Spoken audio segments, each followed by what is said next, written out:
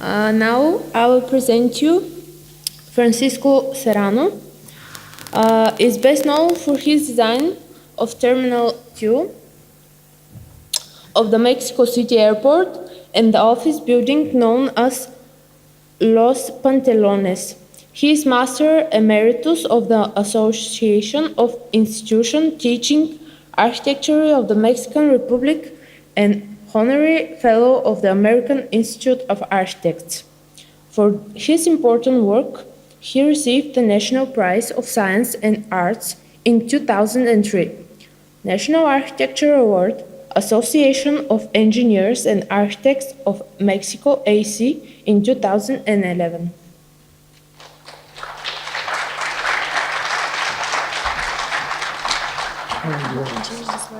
Just tell me how it works. This one down, this one up, and this is 2 point. Okay. Hello. It's my pleasure to be here with you for the 3rd time in my life. I was very lucky to get the first prize international I got in my life was in '89, and it was given here in this Triennale. After that, we have been very lucky to have a lot of prizes all over the world, but prizes are not the important thing. I think architecture is for serving others. Architecture is to have people more happy, even though the word happy is not very well received now, but I think that's one of the most important things I have done in my life, to see people laughing, to see people happy in different scenarios that we have been done. This time I brought you something about Mexico City and about Mexico City in the former time. This is an old engraving of the original part of downtown Mexico. These were all water channels. This was the main plaza, which is now the Zócalo. I just try to remember you that Mexico is a city that was always on top of a lake. This is a big engraving on this year, in the 17th century.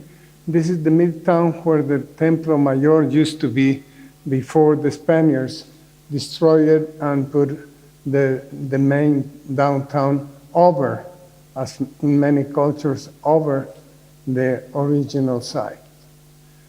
This was the way the Valley of Mexico used to be. If you probably have known about the 2 mountains that are always with the snow, and at the same time we have this valley with a lot of water. Not anymore, but that's the way it used to be. This is the way that used to be all the farming. If you ever have gone to Mexico, this still exists in a certain part of the country, which is called Xochimilco. And the water channels serve as roads, and this is mud put on top of water, a layer over a layer, so we can get agricultural products from it. That's a marvel of our time. This is an engraving of at the end of the 19th century, in which the Mexican city has spread, but always only with 2 floors, almost in every place, except for the main cathedral. This is the main plaza. And there used to be part of this section, which I will show you after, which has been destroyed, to look out, or not destroyed, that's not the right word, to have been excavated to show how the original Templo Mayor was here. We have done a work on this place. Now all these buildings have disappeared, all these ones. And then we did the work here, which I'll show you after, because this is the way it should be at the beginning of the 19th century.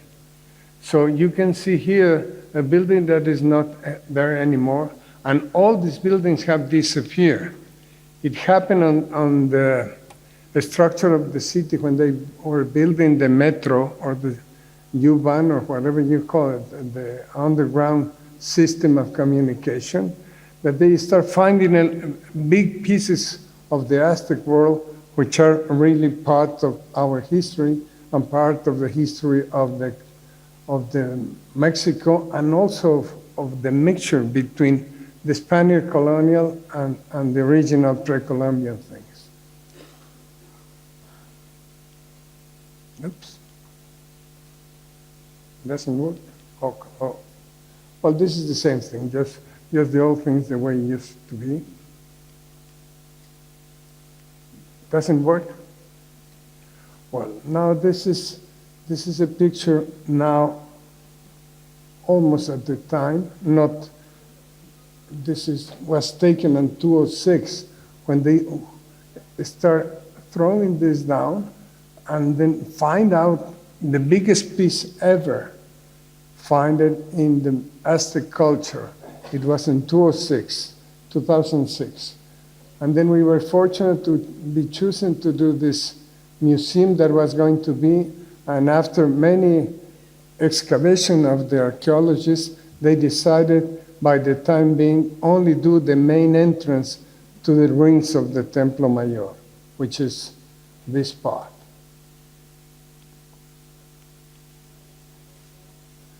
This is the way they find the piece. If you see it here, there's a huge piece here, 350 by 4, single stone, all painted.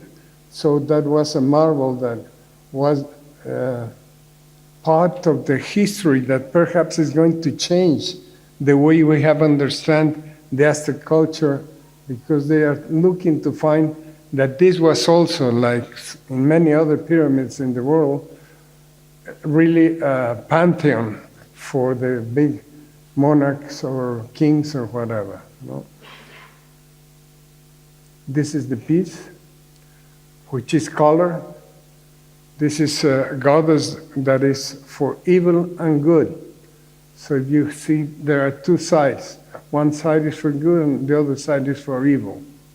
And the only piece of the stone that was not found and it was broken is this, that is supposed to be the heart of the goddess. Now this is the way it's now, the place. The place now is visited by millions of people a year. And look at something that was really discovered and that now is part of the explanation of how Mexico has developed a country that has that mixture of cultures, and especially this in Mexico City. Here you see what we were going to do with these red lines. We were going to do here a building that was going to cover the piece, and this will be the entrance to all these excavation things. You can see here how we start excavating the place, which has been to do very easily, not in a hurry, because we can find a lot of magnificent pieces. We have found gold pieces and silver pieces really huge, you know. Again, this is the way to understand that everything was on steps. This is part of the pyramid, you know.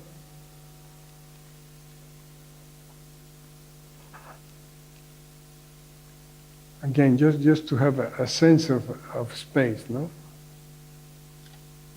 This thing doesn't move.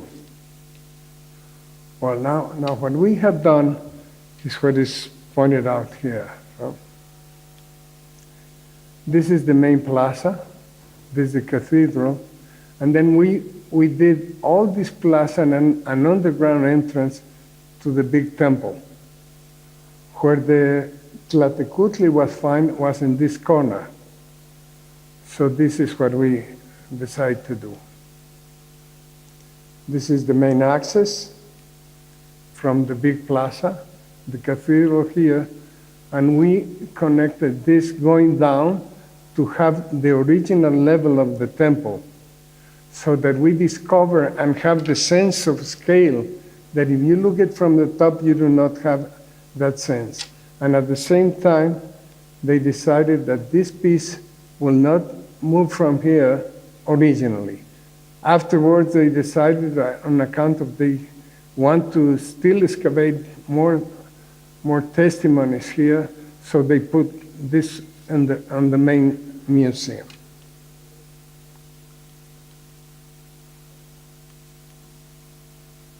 So this is a section. I think with this we can explain it a little bit easier. Here, what we try to explain to everyone that comes here is first the difference between pre-Columbian levels, then the colonial, and then what modern structures have been decided in the city. To show it in a very easy way, that it's just natural, not overdone. And at the same time, we tried to do this building that was only one span so that we can have the Tlatecutli here. Now they decided to stop this construction, and we only did this, which is the main entrance now to the Templo Mayor. This is what we were going to do, which was a metal sheet done by an artist, all the holes with the records of the originally pre-Columbian signs. No? And this is the entrance, which we already inaugurated last year. Why this the thing doesn't change? Could it? Well, this was the other way to see it, and the top it was a sight, magnificent sight to look over the ruins. No? Could you explain me why I cannot? Well, this was, if you see here, this is the Tlatecutli, and the originally design was to look it from the top and to look it also from the pedestrian walk, so that everybody can see it and you don't have to pay to go in. Something that will be very, very public and very in the heart of the pride of the Mexican citizens. Oops, now I go back. Here, this is what is already done. So this is the cover of the excavation, part of the excavation, in which we put 3 models, metal models, of the way the site used to be when it was water and how was the Templo Mayor. This is very well known because it's a lesson, very easy lesson, open public, and so you understand what Mexico is about, especially in this part of town.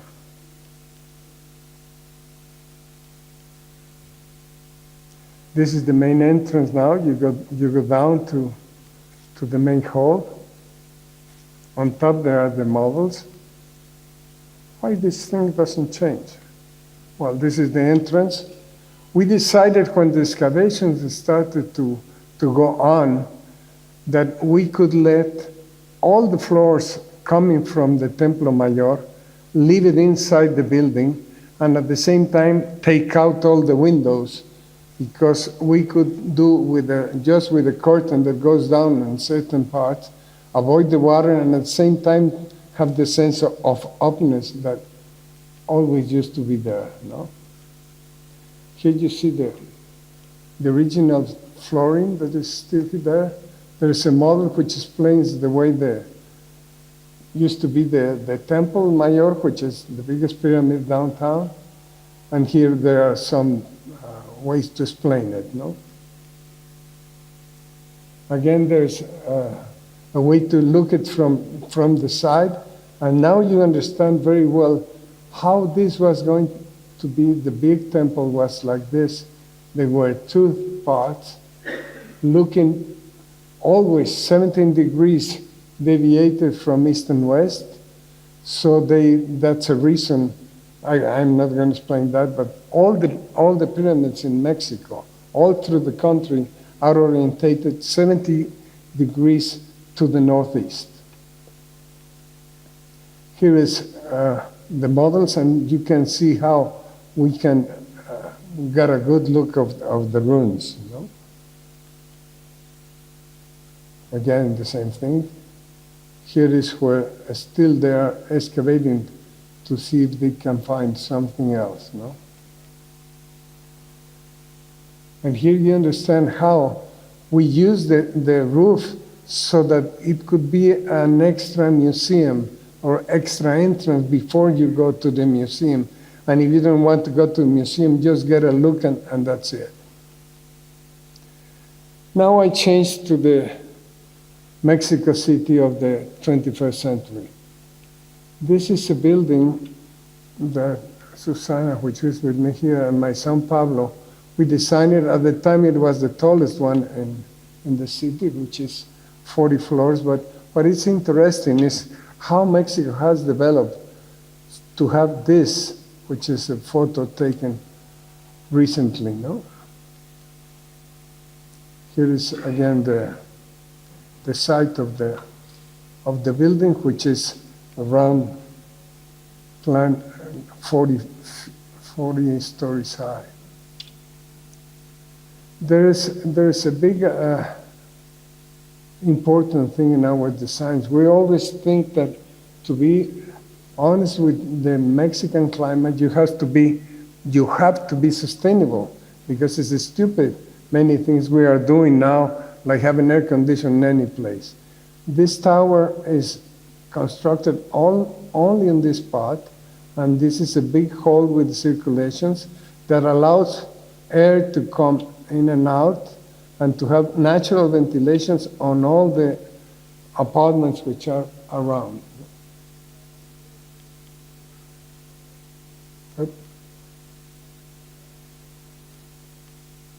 Could you explain me why it doesn't change? Oh.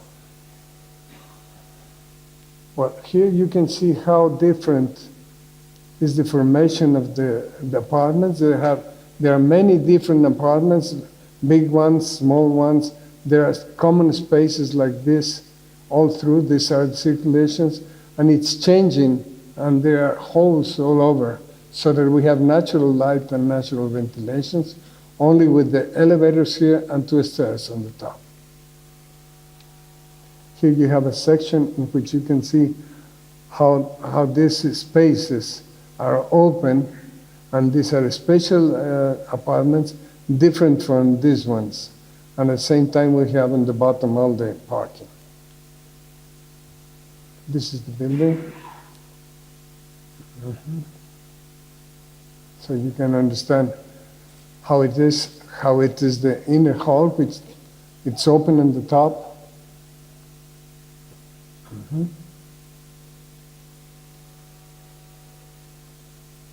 And you can look at it from the park. You know? Okay.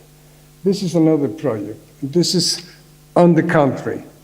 This time I preferred to bring just 5 works, but with different schemes and different senses of Mexico. This is in the middle part of Mexico. This is a small resort hotel on the country, which the main thing is that they are very rich on water, and they have very good spas and so forth, so the water comes out very hot and so forth. So this is the place. Originally, this was a big hacienda, which was converted in a hotel, and what we did was just added a little place here that has only 70 rooms around a pool. I will show you. This was the original site. You can see even how plain is it, and how look at the mountains, and that was something we didn't want to lose. Again, something that relates you with the small constructions of the farm. Now, this is part of the renovation we did in the old buildings, the one on the right, and this is the new building, which is made out of the stone that we took when we make the foundations. We took all the stone and we did these walls with that. Here, Here you can see how what we added is just an open patio, water patio. There's no floor, there's no greenery there, so we can make a homage to the water of the site, no? And there's the entrance. This is the old hacienda, which was done before us, and we plan to do this now with the spa that is under construction right here. Here you can see the partie that we used to say. All this is north, this is east and west, and at the same time this is main entrance that connects with the rest. This would be the spa, an open pool to swim. This is not to swim, and there is small temazcal. I don't know if you know that, but it's something like a steam bath typical of Mexico. These are the sections, which is nothing but always natural ventilations. There are no windows here. The corridors are open, and everything, even all the bathrooms are natural ventilated, even the one that is on the ground, no? And every room has a terrace. Come on, get it.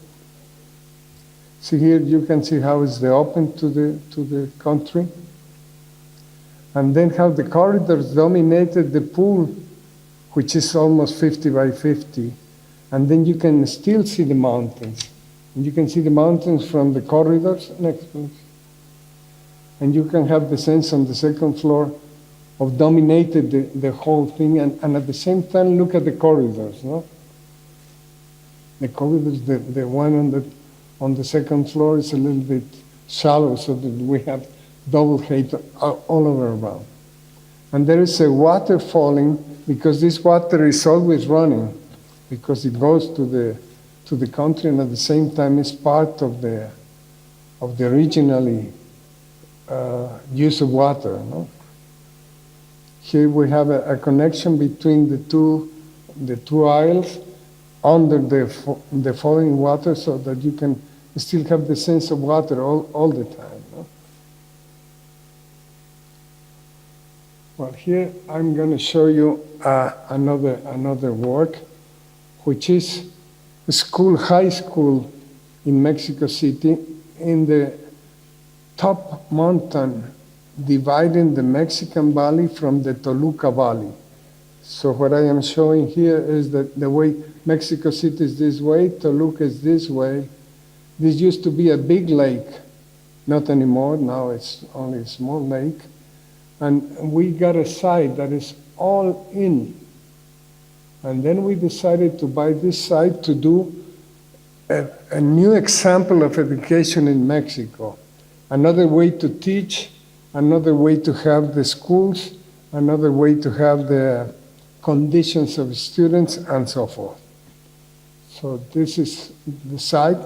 We decided to use only the parts that were labor since long, and just use this part to do the project.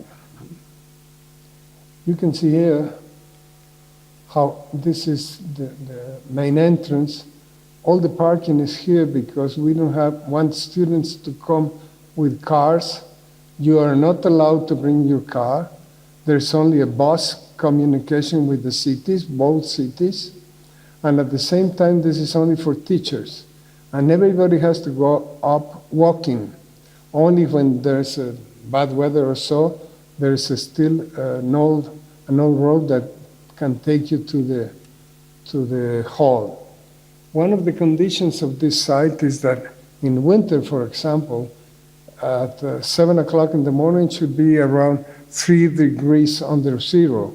But at noon, it would be 22 degrees. So the way to construct here has to be very well planned, because we have very differences during the day in the climate. Next. Oops. Here you understand how is it. We decide to use brick because that's something that identifies a university that we did a long time ago. with the Jesuits, which are the ones that carry this school. So we decided to do it the same way. And at the same time, there are double walls of brick that isolated the weather from outside. And there's always the use of the roofs for either for solar panels or to have places to. This is the gymnasium that has two things on top. There's a big football field and so forth. This is when we cut to make the rolls. We also use all the stone that we could find, and then these sloping walls contain retaining walls, so that you can have the sense of the site, even though that we now have transformed it in a lot. Next. After you walk through this, then you get to this, which is the main hall, which is open also, but has many uses. It can hold 1,500 people inside, and another 1,500 on the gymnasium. Or you can connect it all so that you can have functions, very different functions on the school. Next. This is the same thing looking at the other side, and at the right is the entrance of the high school. Again, the sense of being in that place, in any places, and the corridors and the halls are part of what we call architectural education to know what the spaces are about it, not only to hold the function. This is the stair, the main stair, which are 3 stairs, but the main stair, as always, in all my life, we have done many buildings, but never repeat the same stair in any building. We have the idea that the stairs are the communication of the buildings, and everybody, rich or poor, young or old, have to use it. And then they will have a memory of what happened there, and then it's easy to recall any building. Next. Next. Again, there's another way to understand the corridors. Now we decided to, together with somebody that understands a new way of education, that the corridors were the most important part of the building, not only the classrooms, not only the labs, but the main corridors that get together between floors, because normally they have first year of high school on the bottom floor, the second on the second, and the third on the third. And then we decide to put on top all the functions as dining or relaxation, which I'll show you. Next. These are the classrooms, which are not typical anymore. So these chairs can be moving and then can teach anyway. For example, you can paint on all these walls. Also, you can paint on this.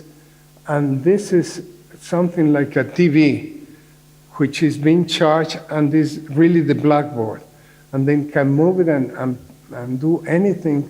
And if you are sick and you stay at home, you can be seeing what is being taught here at home. So this is a new way of education which allows people to understand many things. It has been very prized now in Mexico because it is very difficult to enter certain universities. And all the people that have come from this high school, they have free access on account of the way they are taught. Next. As always, there is a big main auditorium or whatever you want to call it to teach, no? Again, on the roofs, you can have the sense that the roofs are always something that can be usable.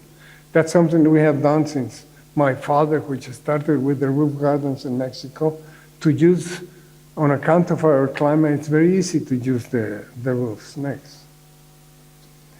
This bending of this facade obeys to the sun. How we can get the sun on this type of climate? on winter in this way, and on the other hot days, we will not have the sun in the summer, no? Next. Here you can have some idea of what we are always tracing the light in Mexico. Light in Mexico is not common. That's why many painters have been in Mexico City, especially modern artists. Next. Now this is the gymnasium, which has different ways of using as an auditorium, as a player. Next. And there's also a round-up circulation on top that links you to the dressing rooms, and so you can change the idea of the playing field as you wish. There's also, as a subject, you have to do certain type of exercises. It's not if you want it, you must do it. That's part of the education, and so they have a room like this. Here you can see the use of the roofs, no, to certain ways of understanding, and also a way of understanding why pyramids in Mexico and the way of excavating and so forth, we have to use what we call taludes, or these sloping walls. Next. Another work. This was a remodeling of an old Olympic stadium that was done for the 68 in a city of Puebla, which is about 200 kilometers out from Mexico. What is important of this is understanding that sometimes we have to remodel things that are not so old. There's no restoration. That's why I call it remodeling. It's not restoration. And once they decided to use again this in a formal way, we decided to do many things around, not only do the stadium, but do another things at the lake and something we are going to see here. Next. This was the room. This was the way it was. It was abandoned. It was everything water link and so forth. Next. And now this is the way we finish it. This is the lake. We did a new facade. Next. Oops. Well, this is the old building, and this is the section, which are precast elements that we did on the ground, on the site, and we just put it up. So this was really very cheap and changed the look only in 3 months. Next. This is the way you start. Next. And this is something that we are very well known all over the world on, because of the way we do white chiseled concrete. I have shown other times here, but I used to bring this picture because this is a labor which is very common in Mexico. You are going to chisel once the pieces on top, and sometimes we chisel it before. And the reason is the white cement, the sand, which is made of powdered marble, and instead of gravel, we use marble. And instead of common cement, we use white cement. And this is what we get, which is really something different. Next. Here you can see the texture and how you see the marble pieces that give you a sense of a different material, and at the same time, conservation for this is nothing. Well, this picture is so the way it is now.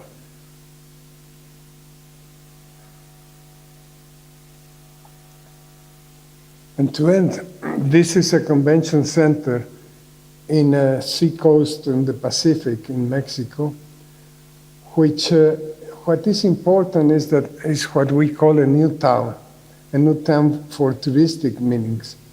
So this town, which has these magnificent beaches just very close. This was the original town, which was inner, and this is what has been developed recently. And at the same time, there is a connection that was done, a pedestrian connection, from this part to this. This is a mountain, I'll show you. And when we were invited, Susana and myself, to do this work, the people from the state want to do this in a place like this, because it was going to be new and all modern facilities, and I don't know, many stories. So we say, thank you, we will not do this work there. Then where the hell do you want to do it? And I say, we'll do it in the middle of the old and the new, in between these two mountains. Next, please. This is the old town. Next. And this is the marina where the boats arrive, no? This is the street that somebody else did, and they cut it so that pedestrians, instead of going up and down, could go from the new part of town to the old part of town. And these small mountains, they have about 50 meters on top of this. No? Next. When you arrive at the middle, you can see the sea on one side, and on the other side you see the old town. No? Next. See the old town now, and the sea on the other side. So it's a privileged site, a new way of looking at the city, and a new way to start doing a new community that shows that tourism for conventions and so forth has to understand the two worlds. Next. So we decided to put it in the middle. Is a building that joins one side to the other.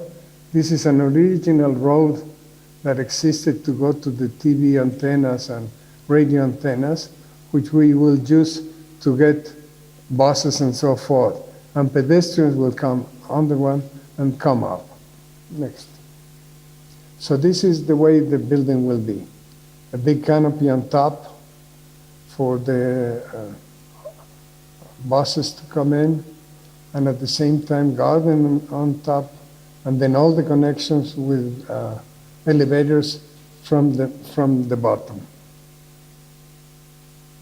Here is the pedestrian and the main entry for pedestrians. Next.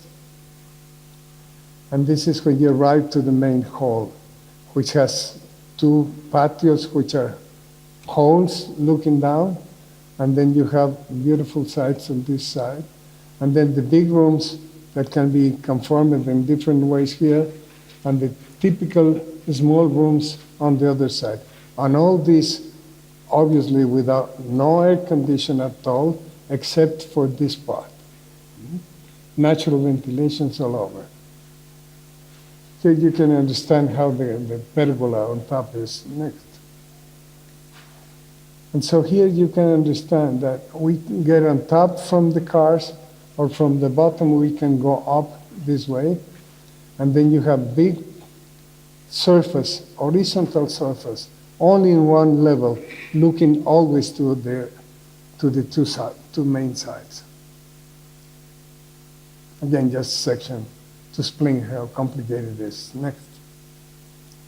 And this will be the way it looks. Again, everything is in chiseled white concrete, which is very cheap to do it in Mexico, with this holes that we have done some other places, like the airport and so forth. And to have this bridge, let's say, it's a building that links both things and links both sides also. Next. The main entrance from underground, which always will have shadows and so forth. The material, which this would be prefabricated, and we can bring it and just put it on, no? The entrance of the cars and the buses on top. The main floor, which connects everything in between with the escalators. Again, looking down, so you can have the sense of open space, not only to the lateral views, but also bottom views, no? And how it will enhance, I think, the place and will be a building that can be used not only when conventions are held, but also with some of the uses which are very easy to discover. Next. That's it. Thank you very much.